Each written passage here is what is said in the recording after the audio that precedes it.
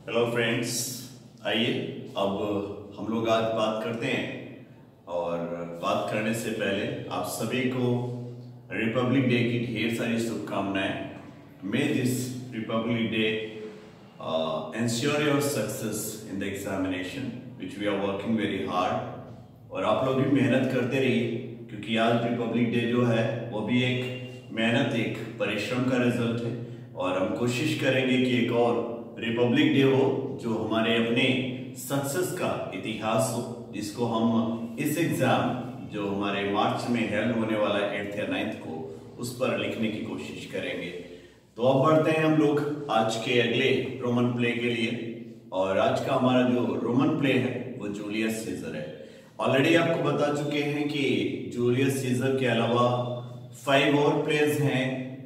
Titus Andronicus जो इस group में फर्स्ट आता है, इसके अलावा एंटनी एंड क्लियोपाट्रा, कोरियोलेनस और टेमोन ऑफ एथेंस के साथ साथ 2 नोबल किंग्समैन को भी इसमें इंक्लूड किया जाता है। और प्राइमरली आपके एग्जाम के पॉइंट ऑफ व्यू से देखा जाए तो 2 प्लेस आपके लिए इंपॉर्टेंट हैं। एक तो जूलियस सीजर और दूसरा जो है वो एंटनी एंड क्लियोपाट्रा।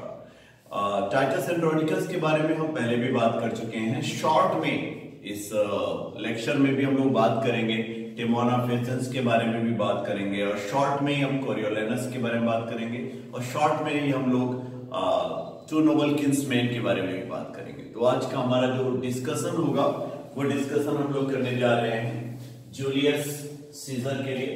और जैसा मैंने कहा कि जूलियस सीजर रोमन प्ले के ग्रुप को प्रेजेंट करता है, तो हम लोग रोमन प्लेस को आज पढ़ने वाले हैं, जिनको शेक्सपियर ने रोमांस से पहले राइट किया।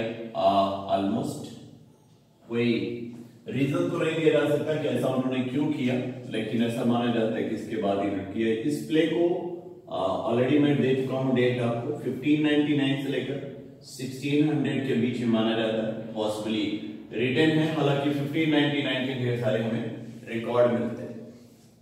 आगे बढ़ने से पहले आपसे कुछ क्वेश्चंस होंगे, कुछ सवाल होंगे जिनके आप जवाब दीजिएगा। And the first question is here, which play of Shakespeare is supposed to be the most heinous play? Which play of Shakespeare is supposed to be the most heinous play? Next question is, who said Shakespeare that about his education that he could learn on a small Latin and less Greek. Small Latin and less Greek. What was the name of the brother who breathed his last in 1612? Shakespeare's brother who breathed his last in 1612. Where did Shakespeare live after leaving London in 1613? What was the name of the publisher who published the poem The Passionate Pilgrims in 1599? Which character in Romeo and Juliet performs the marriage of Romeo and Juliet? Which play of Shakespeare is supposed to be the play of separation romance? Which play of Shakespeare is largely based on Troilus and Cressida, that was written by Geoffrey Chaucer? Which work of Shakespeare is an imitation of Earl of Surrey in his writing style? Where did Shakespeare find the source for his English plays? what was the reaction of Robert Greene after the success of Henry VI on the stage? When was the Phoenix and the Turtle published? Who said Shakespeare, our sweetest Shakespeare, fancies child? Who said Shakespeare, our sweetest Shakespeare, fancies child? Who believes Shakespeare, the nearest thing in incarnation to the eye of God? Who believes Shakespeare, nearest thing in incarnation to the eye of God? Which play of Shakespeare is a play of revenge? और आज के लिए आखिरी question लेते हैं. Which play of Shakespeare shows the relation between two friends where one friend is mistakenly supposed to have the sexual relation with another's wife? थोड़ा सा ये अभी तक नहीं पढ़ाया हूं, अलग से एक क्वेश्चन आ गया, बट होपफुली आप लोग ट्राई करिएगा और इसका आंसर अगर नहीं आता है तो मैं जरूर दूंगा. तो ये थे कुछ क्वेश्चंस जो आज के लिए मैंने आपसे पूछे, और अब चलते हैं आज के प्ले के बारे में. और जैसा मैंने आपसे बताया कि आज का हमारा प्ले जो है वो जूलियस सीजर. जूलियस सीजर जो एक रोमन प्ले है, यह हिस्टोरिकल इवेंट्स के अराउंड मूव करता है, यह रोमन हिस्ट्री को प्रेजेंट करता है. एक्चुअली 44 बीसी में जूलियस सीजर का एसेसिनेशन होता है, एक राजनीतिक हत्या होती है, एसेसिनेशन. ओके. और शेक्सपियर ने इसी एसेसिनेशन को अपने प्ले का एक थीम बनाया है, अपने ड्रामा का एक विषय बनाया है और उस पर इन्होंने राइट किया. जूलियस सीजर शेक्सपियर का फर्स्ट प्ले है जो द ग्लोब थिएटर में परफॉर्म किया जाता है. First play to be performed at the Globe Theatre, क्योंकि ग्लोब थिएटर को 1599 में बनवाया गया और शेक्सपियर ने उसमें शेयर लिया. इस तरह से ये उनका पहला प्ले होता है और एक्चुअली ग्लोब थिएटर के लिए भी यह पहला प्ले होता है जिसको वहां पर परफॉर्म कराया गया.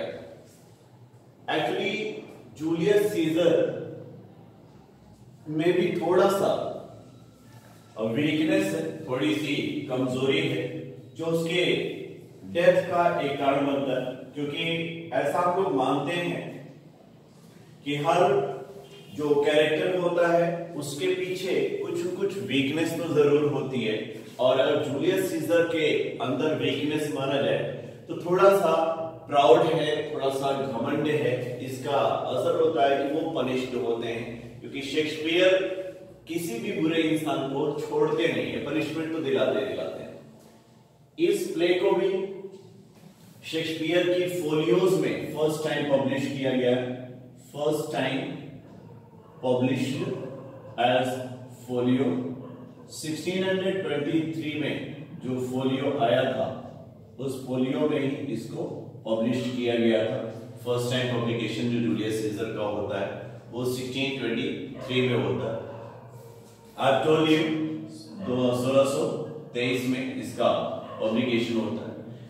सारे रोमन प्ले ऑलमोस्ट, जितने रोमन प्ले हैं सारे तो नहीं कह सकता हूं, ऑलमोस्ट अधिकांश जो हैं वो प्लूटार्क की एक वर्क होती है, जैसे मैंने कल भी बताया था. प्लूटार्क ने एक वर्क लिखा था जो बायोग्राफी थी जिसका नाम था Lives of Caesar, Brutus and Antony. ये वर्क जो थी वो बाद में ट्रांसलेट की जाती है, बाद में इसका ट्रांसलेशन होता है। और प्लूटार्किस लाइव्स का ट्रांसलेशन करने वाले होते हैं टॉमस नॉर्थ। टॉमस नॉर्थ का जो ट्रांसलेशन आता है, उसी ट्रांसलेशन को एक्चुअली शेक्सपियर का मेन सोर्स माना जाता है, जो रोमन प्लेस को राइट करते हैं, रोमन प्लेस के बारे में लिखते हैं। क्योंकि शेक्सपियर रिवेंज प्लेस की तरह ही रोमन प्लेस की भी शुरुआत कर रहे हैं, उसकी राइटिंग कर रहे हैं, इसलिए नेचुरल है कि वह सुपर नेचुरल पावर्स के बारे में बात करें। और ऐसा ही होता है कि सीजर का जो घोस्ट है, घोस्ट सीजर के दोनों अपीयरेंस हैं, घोस्ट अपीयरेंस भी और पर्सनल अपीयरेंस भी। सीजर का घोस्ट अपीयर करता है और वो ब्रूटस को वार्न करता है, साथ ही साथ कैसियस को भी, कि वह उन दोनों को फिलिप्पी जो मैदान जंग है वहां पर जरूर उनसे मिलेगा। फिलिप्पी, तो फिलिप्पी वो बैटल फील्ड है जहां पर युद्ध होता है, और सीजर ब्रूटस कैसियस और ब्रूटस की डेथ भी उसी जगह पर होती है, तो फिलिप्पी जगह पर मिलने की बात वो करता है। इस प्ले में दो कैरेक्टर ऐसे हैं, एक्चुअली कुल मिला के 3 कैरेक्टर ऐसे हैं जो जूलियस सीजर को वार्न भी करने का काम करते हैं, मतलब इसको सावधान करने का भी काम करते हैं। सबसे पहले उनमें आता है सूदसेयर, जो एक तरह का भविष्यवक्ता होता है। दूसरे रूप में आर्टेमिडोरस, और तीसरे में इनकी वाइफ कैलिफोर्निया।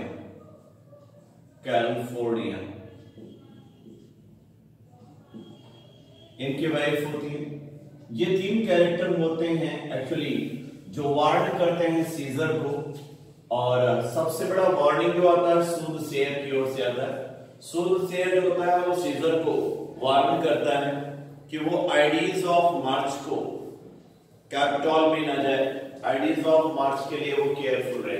एक्चुअली जो आइडीज ऑफ मार्च है, आइडीज ऑफ मार्च, यह एक फेस्टिवल है, और इस फेस्टिवल को ऑलमोस्ट 15 मार्च को हेल्ड किया जाता है। और इस फेस्टिवल का एक ट्रेंड है या एक ट्रेडिशन है, परंपरा है, कि ये जो 15 मार्च को फेस्टिवल होता है, इसमें जितने लोगों ने अपने कर्ज पैसे दिए होते हैं, जो वो लोग जो होते हैं, जो यूजर होते हैं एक तरह से, तो वो यूजर लोग अपने पैसे को वापस लेते हैं, और अगर कोई वापस नहीं कर सकता है तो उसके साथ जैसा वो चाहते हैं वैसा परफॉर्म करते हैं, उसे पनिशमेंट वो दिया करते हैं। तो वो ये 15th डे, और पॉसिबली इसका यूज करने का शेक्सपियर का जो मकसद रहा होगा, क्योंकि सीजर थोड़े से प्राउड कर जाते हैं, और उस प्राउड के लिए उनको पनिशमेंट तो मिलना ही चाहिए। शायद यही वजह है कि इसको पनिशमेंट के डे पर ही दिखाने की कोशिश की गई है, जहां पर कैपिटल जो जगह होता है, एक्चुअली सेनेट की तरह होता है कैपिटल, उस कैपिटल में फाइनली जूलियस सीजर का असैसिनेशन होता है। और असैसिनेशन करने वाले खास तौर से 2 व्यक्तियों को आप याद रखेंगे। एक तो असैसिनेशन करने वाला वो पर्सन जो फर्स्ट था, तो फर्स्ट स्टैब करने वाला जो रहा है वो हमारे लिए कास्का होगा, रिमेंबर कास्का। और दूसरा जो लास्ट पर्सन रहा जिसने स्टैब किया, तो लास्ट पर्सन के रूप में जो स्टैब करता है वो होते हैं मार्कस ब्रूटस। इस तरह से मार्कस ब्रूटस जो एक फ्रेंड होते हैं, बाद में वो एक गलत फहमी का शिकार होते हैं और अपने ही फ्रेंड का मर्डर कर दिया करते हैं। यहां पर एक पॉइंट और आपको याद रखना होगा, स्टोरी को तो मैं अभी नरेट करूंगा ही, लेकिन खास बात यह है कि आपको ध्यान देना पड़ेगा कि जो हमारे मेन जो विलेन है, जैसे कैसियस और फाइनली ब्रूटस जो होते हैं, तो वो किस तरह से डाइड होते हैं और किस तरह से नहीं। तो यहां पर आपको ध्यान रखना पड़ेगा कि कैसियस जो होता है उसकी मर्डर जो होती है उसके अपने सर्वेंट से होती है। तो कैसियस की जो डेथ होती है तीन डेथ स्पेशली इसमें इंपॉर्टेंट है। कैसियस की डेथ उसके अपने सर्वेंट पेंडालस के साथ होती है, पेंडालस उनको किल करता है, ये इनका सर्वेंट होता है। ब्रूटस का अपना एक स्लेव होता है स्ट्रेटो, स्ट्रेटो की वजह से उसका डेथ होता है। और टिटेनियस जो इसमें एक अहम रोल कर रहे हैं, टिटेनियस सेल्फ सुसाइड करता है, एक्चुअली वो अपने से अपनी डेथ खुद करता है, अपने आप को मार डालता है। तो ये तीन जो डेथ होती हैं उनके बारे में हमको ध्यान रखना पड़ेगा। इसमें एक ग्रुप ऑफ वॉरियर्स बन जाता है, या जिसको हम लोग ट्रम्वायर्स कहते हैं। तीन लोगों का जो समूह होता है उसको हम लोग ट्रम्वायर्स कहा करते हैं। ओके, ट्रम्वायर्स। इसमें ट्रम्वायर्स जो बनता है, रिमेंबर ट्रम्वायर्स, तो ट्रम्वायर्स में तीन लोग जो मिले होते हैं वो तीन लोग होते हैं मार्क एंटनी, मार्क एंटनी। दूसरे जो होते हैं वो ऑक्टेवियस सीजर, ऑक्टेवियस सीजर। और तीसरे जो होते हैं वो लेपिडस। कौन होते हैं? लेपिडस।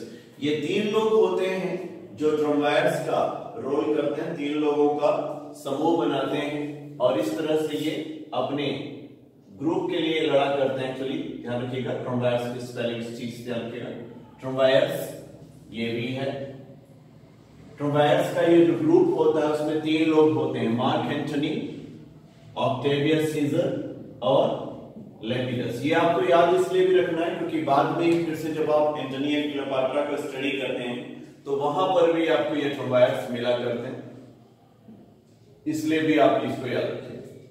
अब आते हैं इस प्ले के कैरेक्टर्स के इंट्रोडक्शन के बारे में बात करते हैं। कैरेक्टर इंट्रोडक्शन कुछ इस तरह से, जूलियस सीजर जो इनके सेंट्रल कैरेक्टर में, ऑक्टेवियस सीजर जो इनके अडॉप्टेड सन हैं, मार्क एंटनी जूलियस सीजर के जनरल हैं, लेपिडस जो बाद में मार्क एंटनी के साथ मिलकर के ट्रम्वायर्स बनाते हैं, मार्कस ब्रूटस जूलियस सीजर से सबसे क्लोज उनके फ्रेंड हैं, कायस कैसियस एक्चुअली इसके विलेन हैं, पेंडालस, डेसियस ब्रूटस, सिन्ना, मेटुलस सिंबल, ट्रेम्बोनियस, कायस लिगेरियस, फ्लेवियस, ये ज्यादातर जो है कैसियस के साथी रहे। सिसरो सीनेटर है, मैरोलस, पुब्लियस, ओपिलियस लीना, ये सारे लोग भी सर्वेंट के रूप में आते हैं। कैलिफोर्निया जो है वो जूलियस सीजर की वाइफ है। पोर्शिया यह मार्कस ब्रूटस की वाइफ है। सूदसेयर के बारे में पहले बता चुका हूं, आर्चिमिडोरस के बारे में बता चुका हूं। लूसियस सिन्ना यह भी एक मर्डरर है। रिमेंबर दो सिन्ना है, सिन्ना द पोएट और लूसियस सिन्ना। लूसियस सिन्ना जो होता है वो मर्डरर होता है। कैटो, कैटो पोर्शिया के फादर होते हैं और यंग कैटो पोर्शिया के ब्रदर होते हैं। क्लॉडियो, फ्लैवियस, कास्का, कास्का के बारे में आपको बता ही चुका हूं। पहले वो पर्सन होते हैं जिन्होंने सीजर को स्टैब किया है, पीछे से चाकू मारने का काम किया हुआ है। मैसेला एक मैसेंजर है, मैसेंजर का रोल करते हैं। पेंडालस के बारे में आपको बता ही चुका हूं, एक्चुअली कैसियस का स्लेव होता है, बाद में वो कत्ल करता है। स्ट्रेटो के बारे में भी बता ही चुका हूं, स्ट्रेटो जो होता है ब्रूटस का स्लेव होता है, बाद में ब्रूटस का किल करता है। टिटेनियस जो होते हैं कैसियस के बहुत क्लोज फ्रेंड होते हैं, जो बाद में एक कंफ्यूजन की वजह से पहले कैसियस के अपने आप को पेंडालस की मदद से मार लेता है और उसके बाद टिटेनियस भी सुसाइड कर लेता है। चलिए प्ले के प्लॉट को शॉर्ट में डेवलप करने की कोशिश करते हैं। जैसा मैंने आपसे बताया कि जो सीजर है जूलियस सीजर, एक्चुअली उन्होंने आने से पहले पॉम्पी जो इसके पहले रोम के किंग थे उन्हें डिफीट किया है और उनको डिफीट करने के बाद रोम पर आते हैं। लूपर काल जो जगह का नाम है, लूपर काल जगह का नाम है। इस जगह पर सीजर का कोरोनेशन हो रहा होता है, राज्याभिषेक। लेकिन सीजर को कई बार जो क्राउन था वो ऑफर किया गया, लेकिन सीजर उस क्राउन से इतना लव नहीं करता जितना अपने लोगों से, इसलिए लूपर कॉल को एक्सेप्ट तो नहीं करता। लेकिन लूपर कॉल में ही वो अपने साथी एंटनी से इस बात को क्लियर करता है कि उसे कायस कैसियस से थोड़ा सा डर लगता है, और कैसियस से डरने की बात उसने कई रीजन से बताए। उनका कहना यह है कि कैसियस बहुत ज्यादा ऑब्जर्व करता है, बहुत ज्यादा सोचता है, दुबला पतला है, बैल्ड हो गया है, हंसता नहीं है, स्पोर्ट में इंटरेस्ट नहीं है, जेलस है और खुश तो कभी नहीं होता है, कॉन्स्पिरेसी में आमतौर पे वो इन्वॉल्व रहता है। ऐसे लोग खतरनाक होते हैं, इसलिए सीजर को कैसियस से डर लगता है। मार्क एंटनी समझाता है कि सीजर को कैसियस से डरने की जरूरत नहीं है, और इधर कैसियस ने भी अपनी प्लानिंग बना ली है कि वह किस तरह से सीजर को रिप्लेस करेगा या हटाएगा, मर्डर करेगा। लेकिन उसको एक ऐसे पर्सन की जरूरत है, रिक्वायरमेंट है, जिसके साथ मिलकर के वो सीजर के मर्डर को लॉफुल कर सके, या यूं कह सके कि देश के हित में उसने मर्डर किया है। इसलिए कैसियस जो होता है सीजर के दूसरे जो सबसे क्लोज फ्रेंड होते हैं मार्कस ब्रूटस, उनसे मिलता है और उनको अपनी ओर मिलाने की कोशिश करता है। मार्कस ब्रूटस एक सिंपल और रियली नोबल जेंटलमैन होते हैं जो अपने देश को बहुत ज्यादा लव किया करते हैं, बहुत ज्यादा प्यार किया करते हैं। वो कॉन्स्पिरेसी से बहुत दूर रहते हैं, लेकिन अनफॉर्चुनेटली इस बार कैसियस के बातों में आ जाते हैं। कैसियस पहले तो ब्रूटस को समझाता है और ब्रूटस ये कहते हुए टाल देते हैं कि किंग होना, क्वीन होना, स्लेव होना, जनरल होना, ये अपने स्टार्स की बात है, सितारों की बात है। कैसियस समझाता है कि सितारों की बात नहीं है, ये हमारी अपनी गलतियां होती हैं जिसकी वजह से हम ऐसे बने रहते हैं। इसके अलावा कैसियस अपनी खुद की हैंड राइटिंग में ब्रूटस के घर पर कई अलग अलग राइटिंग बना करके लेटर्स छोड़ता है, और इसका असर ब्रूटस पर पड़ता है, जो फाइनली कैसियस के साथ मिल जाते हैं और उन्हें यकीन हो जाता है कि जो रोम के लोग हैं वो एक्चुअली सीजर को नहीं चाहते, क्योंकि उनकी नजर में सीजर जो है वो एम्बिशियस है, इसलिए अपने कंट्री को बचाने के लिए, अपने देश को बचाने के लिए ब्रूटस को फर्स्ट आना चाहिए, सामने आना चाहिए। इधर एक स्टॉर्मी नाइट होती है, और इस स्टॉर्मी नाइट को कैलिफोर्निया जो सीजर की वाइफ है तो एक बहुत ही खतरनाक सपना देखती हैं। कैलिफोर्निया को जो सपना दिखता है उसमें वो देखती हैं कि सीजर की एक स्टैच्यू है, और उस स्टैच्यू को कई लोग अलग अलग ढंग से वार कर रहे हैं और उससे ब्लड फ्लो कर रहा है, सारे लोग खुशियां मना रहे हैं। सीजर को वो समझाती हैं, जिसका रिजल्ट हो जाता है कि सीजर जो है वो फाइनली इस बात को मान जाता है कि वो नहीं रहेगा। लेकिन तभी वहां पर मार्कस ब्रूटस और बाकी सारे लोग आ जाते हैं। वो लोग इस सपने को, जहां स्टैच्यू को स्टैब करने की बात कही गई थी, उसे झूठा करार देते हुए ये बताए कि सीजर की प्लानिंग है, योजनाएं हैं जिनको लेकर लोग खुश होंगे और वो खुशियां मना रहे होंगे। इसलिए सीजर अपने साथ मार्क एंटनी को लेकर के मार्कस ब्रूटस के साथ कैपिटॉल के लिए चल देता है।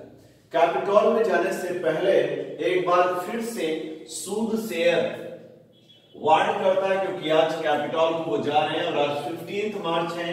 लूपर कॉल के कोरोनेशन के बाद ही सूदसेयर ने उनको वार्न कर दिया था कि 15 मार्च के लिए वो सावधान रहे, लेकिन उस समय भी सीजर ने इनकी बात को नहीं सुना हुआ था। मार्क एंटनी को बाहर ही रखा गया। इसी बीच जब क्राउड थी, क्राउड के बीच में ये आर्चमिडोरस ने भी सीजर को वार्न किया कि वो आज अकेले ना रहे, लेकिन सीजर ने किसी की बात को नहीं सुना और वो कैपिटॉल में चला गया। कैपिटॉल में जाने के बाद वहां पर बहस शुरू होती है, और वो बहस शुरू करता है मैथुलस सिम्बर। सिम्बर का कहना यह है कि उसका जो भाई है उस भाई को जिसको सीजर ने बैनिश कर दिया है, उस भाई को बुलाने के लिए दबाव डालते हैं। और सारे जानते हैं कि सीजर थोड़ा सा जिद्दी है और वो इस बात को मानेगा नहीं, और इसी का फायदा उठाकर उसका मर्डर किया जा सकता है। तो मेट्रियस सेम्बर ने अपने ब्रदर की बात उठाई। जब सीजर नहीं मान रहा था तो सीजर के पीछे जाकर के कास्का, जो कॉन्स्पिरेटर्स के साथ मिला हुआ था, उसने पहला वार किया सीजर पर, और उसके बाद सारे लोग कंटिन्यू वार करते रहे, जबकि मार्कस ब्रूटस जो थे सामने खड़े रहे, वो कुछ भी नहीं बोले। आखिरी जो वार होता है वो मार्कस ब्रूटस करते हैं। सीजर ये जानता है कि मार्कस ब्रूटस जब तक उसके साथ में है तब तक उसके साथ कुछ भी बुरा नहीं हो सकता है। लेकिन जैसे ही उसने देखा कि मार्कस ब्रूटस ने भी उस पर वार कर दिया लास्ट वार के रूप में, तो सीजर गिर जाता है एंड ही डाइज। सीजर के डेथ के काफी टाइम हो चुके थे। मार्क एंटनी पहले भी परेशान था और अंदर आने की इजाजत मांगता है। जब वो अंदर आता है तो मार्क एंटनी को भी मार देने की हिदायत कैसियस देता है, लेकिन ब्रूटस कहता है कि मार्क एंटनी से हमको कोई खतरा नहीं, एम्बिशियस तो सीजर था, इसलिए सीजर को मार डाला गया। तो मार्क एंटनी को मारने का कोई मतलब है नहीं। इस तरह से मार्क एंटनी अपनी बातों के जरिए सीजर की बॉडी को भी अपने साथ रखने और उसको फ्यूनरल देने का अधिकार ले लेता है। कैसियस हर बार में रोकता है, लेकिन ब्रूटस चूंकि एक सिंपल और ऑनेस्ट माइंड है, वो ये सब चीजों से बुरा नहीं मानता और इजाजत दे देता है। सबसे पहले रोमन पीपल के सामने ब्रूटस आते हैं और अपनी बातों को क्लियर करते हैं कि उन्होंने जो सीजर का मर्डर करवाया वो अपने देश के हित में था, क्योंकि सीजर जो थे वो एम्बिशियस थे। सारे लोग ब्रूटस की बातों से सहमत होते हुए लग रहे हैं, और उस समय एक बार फिर से मार्क एंटनी ने इजाजत मांगी अपनी स्पीच के लिए। यहां पर एक बार फिर से कैसियस ने मना किया कि मार्क एंटनी को स्पीच देने की इजाजत ना दी जाए, लेकिन एक बार फिर से मार्कस ब्रूटस एक सिंप्लिसिटी का शिकार होते हैं और मार्कस ब्रूटस इजाजत दे देते हैं कि मार्क एंटनी अपनी स्पीच डिलीवर कर सकता है।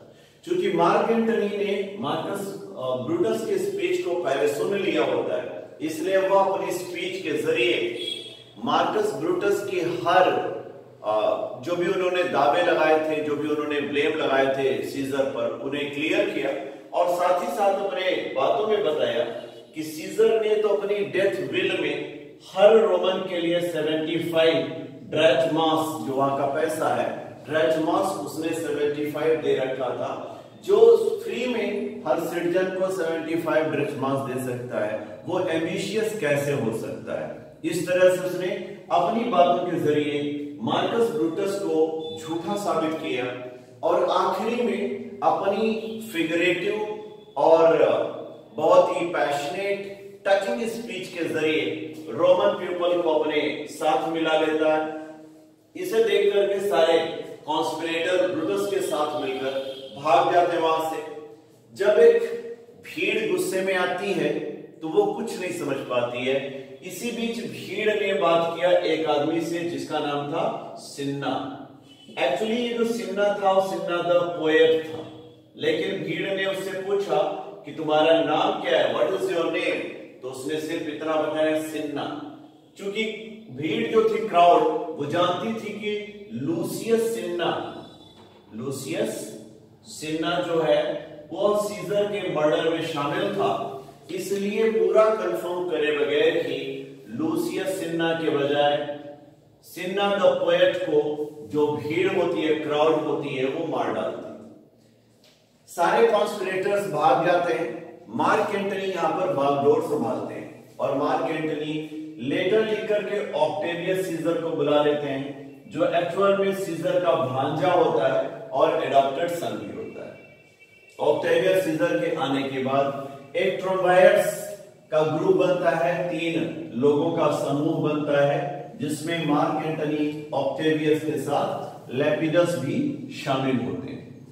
दूसरी तरफ पोर्शिया जो ब्रूटस की वाइफ थी, उसने इतना बुरा वक्त कभी अपने लाइफ में नहीं देखा था कि जो हस्बैंड अपने देश को सबसे ऊपर मानता था, आज वही उसका हस्बैंड एक एग्जाइल्ड लाइफ जीने के लिए, ट्रेटर जिसके ऊपर दोष लग चुका है देशद्रोही होने का, ट्रेटर का एक उपाधि लेकर के भागा भागा फिर रहा है। पोर्शिया इतने शौक और सदमे में चली जाती है कि बीमार रहने लगती है। इधर बीच ब्रूटस और कैसियस के बीच में भी मिसअंडरस्टैंडिंग हो जाती है, और मिसअंडरस्टैंडिंग का रीजन बनता है लैंड।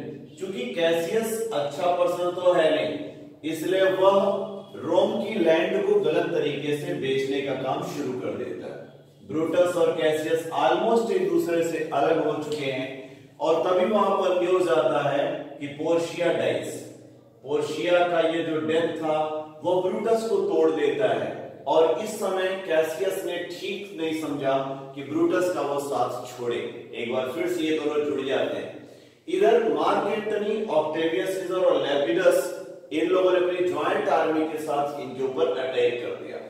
अगले दिन युद्ध हो रहा है, लेकिन युद्ध होने से पहले ही वहां पर एक घोस्ट आता है, और वो जो घोस्ट होता है वो इन लोगों से कहता है कि वो इनसे फिलिप्पी नामक जगह पर मिलेगा। दोनों को डरा देता है और मैदान जंग फिलिप्पी में इनसे मिलने की बात करता है। ऐसा लगता है जैसे सीजर खुद अपना बदला लेने के लिए आ गया। अगर वार की बात किया जाए तो दो पार्ट में आर्मी बढ़ चुकी थी। ब्रूटस के सामने जो आर्मी थी वह भिड़ रही थी, और उसमें थे ऑक्टेवियस और साथ में उनके थे लेपिडस। ये दोनों की ज्वाइंट आर्मी थी जो ब्रूटस से लड़ रही थी, और दूसरे ओर थे मार्क एंटनी। मार्क एंटनी की जो आर्मी थी, मार्क एंटनी की जो आर्मी थी, उनसे भिड़ रहे थे कैसियस और इनके फ्रेंड टिटिनियस। ओके, ये इस तरह से युद्ध चल रहा था। लेकिन इसी बीच ऑक्टेवियस और लेपिडस तो डिफीटेड हो जाते हैं। मार्कस ब्रूटस जो होता है उनको डिफीट कर देता है, हरा देता है। लेकिन मार्क एंटनी की जो आर्मी होती है वह कैसियस की आर्मी को डिफीट कर देता है। कैसियस अपने एक सर्वेंट पेंडरस को भेजता है यह देखने के लिए कि उसका फ्रेंड टिटिनियस जो है उसकी क्या हालत है। अनफॉर्चुनेटली एक मिसअंडरस्टैंडिंग हो जाती है पेंडरस को, और वो आकर के इन्फॉर्म करता है कैसियस को कि टिटिनियस को कैच कर लिया गया है, अरेस्ट कर लिया गया है। और इस तरह से कैसियस एक मिसअंडरस्टैंडिंग का शिकार होता है और पेंडरस से कहता है कि वो उसको किल करे और साथ ही साथ आजादी ले। पेंडरस कैसियस को किल करता है और वहां से भाग जाता है। थोड़े टाइम में ही टिटिनियस वापस आता है, और जब वो देखता है कि उसका कैसियस फ्रेंड जो है वो डेड हो चुका है, तो वह भी सुसाइड कर लेता है, क्योंकि वो नहीं चाहते कि मार्क एंटनी की आर्मी उनका मजाक उड़ाए।